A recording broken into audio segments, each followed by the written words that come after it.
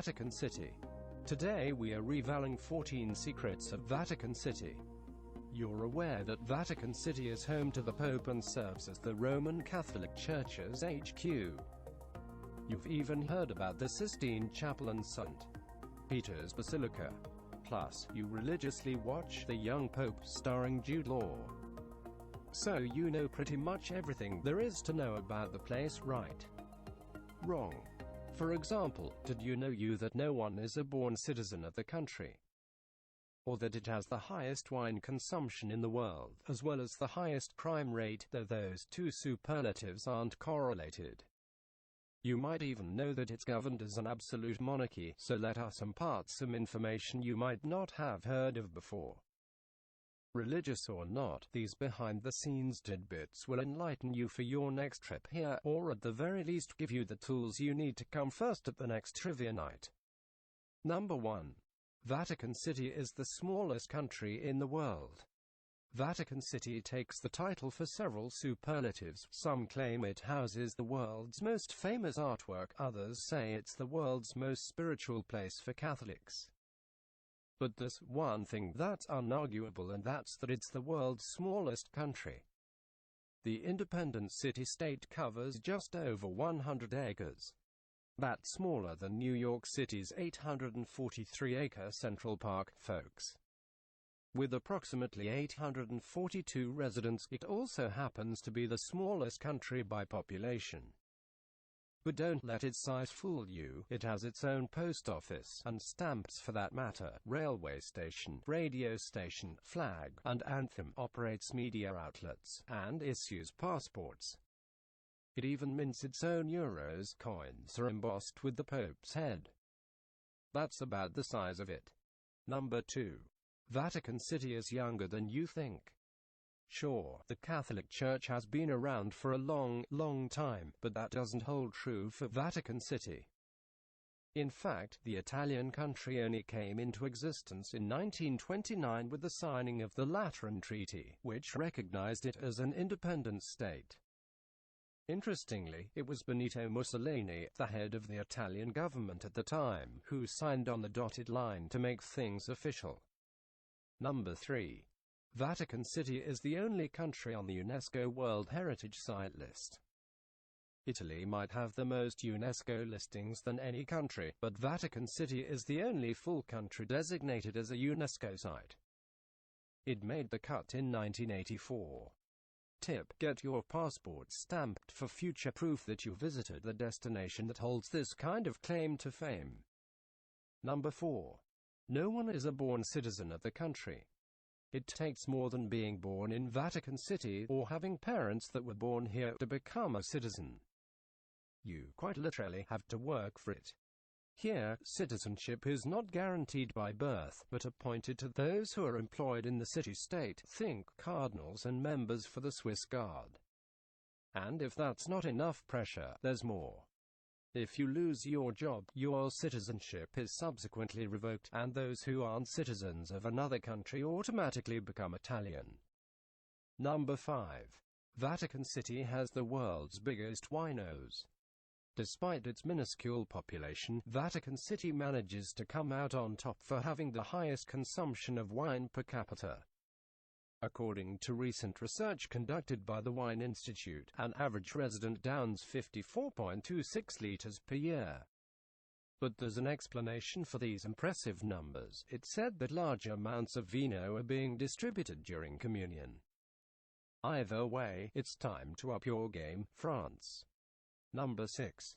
The Vatican wasn't always the Pope's home base. Before setting up shop in Vatican City, the popes lived at the Lateran Palace on the opposite side of Rome. In 1309, the papal court moved to Avignon in France, and 7 popes ruled from there. Upon their return to Rome in 1377, the Lateran Palace had been destroyed by a fire, and the papacy moved to the Vatican. Number 7. The Pope's bodyguards are all Swiss. Established in 1506 by Pope Julius II, the Pontifical Swiss Guard is responsible for the Pope's safety. To get this kind of gig, your CV must include the following: Catholic, single, male, between the ages of 19 and 30, at least 5 feet 8.5 inches tall, and Swiss citizen. Individuals must also have basic Swiss military training. For the most part, you'll see them manning checkpoints and partaking in ceremonies, and with bright blue, red, orange, and yellow uniforms, you won't have any trouble spotting them. Number 8. With 1.5 crimes per citizen, Vatican City has the highest crime rate in the world. But before you cancel your trip, it's important to note that the majority of crime that occurs here is petty theft. Given the large tourist crowds, Vatican City is a pickpocket and purse snatcher's paradise. Some argue the rate is high because it does not have a long-term prison. That's not to say there are no major crimes. In 2007, the Vatican had its first drug-related crime, after a Holy See employee was found in possession of cocaine. And in 1998, a newly appointed commander of the Pope's Swiss Guard and his wife were murdered in their apartment. Number 9. The ATMs in Vatican City speak in Latin. Turns out, all those years you spent learning Latin in school will finally come in handy. The Vatican Bank is the only one in the world to offer ATMs that address customers in the language. Quick tip: when you see inseritos sigillum quaeso ut faciendum cognoscas rationem, it's prompting you to insert your card to start. You're on your own for the rest. Number 10. The Vatican secret archives are not so secret. Since Pope Leo XIII allowed scholars to visit the Vatican's secret archives in 1881, they haven't been so top secret. These days, only accredited researchers and scholars are free to glance at the documents and correspondences that lie within the walls. And there's plenty of reading material. The documents span more than 1,000 years. But don't expect a leisurely library visit. Browsing is prohibited and visitors must specify what they're searching for from the get-go. 11. Street. Peter's Basilica Churches. Street. Peter's Basilica is one of the world's largest churches. But not everyone who stops by this sacred building comes for spiritual reasons. The intricate gold details, marble columns, famous statues, paintings depicting divine beings, and masterpieces from renowned artists like Michelangelo, who built the basilica's massive dome, and Bernini are all major draws for tourists.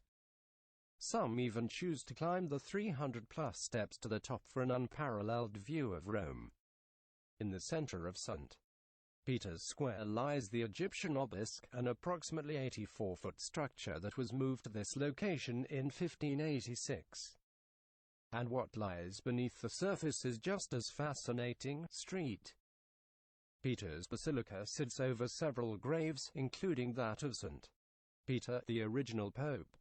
Number 12. You can see one of the world's largest art collections here. Founded by Pope Julius II in the early 16th century, the Vatican Museums house one of the world's greatest art collections. The museums shelter approximately 70,000 works, 20,000 of which are on display and fighting for a spot your Instagram feed. Approximately 4 million visitors show up annually to marvel at highlights like the Michelangelo-painted Sistine Chapel ceiling, Raphael rooms, and the Museo Pio Clementino, to name a few. Number 13. Michelangelo wasn't thrilled to work on the Sistine Chapel in Vatican City. Founded by Pope Julius II in the early 16th century, the Vatican Museums house one of the world's greatest art collections. The museums shelter approximately 70,000 works, 20,000 of which are on display and fighting for a spot your Instagram feed. Approximately 4 million visitors show up annually to marvel at highlights like the Michelangelo-painted Sistine Chapel ceiling, Raphael rooms, and the Museo Pio Clementino, to name a few.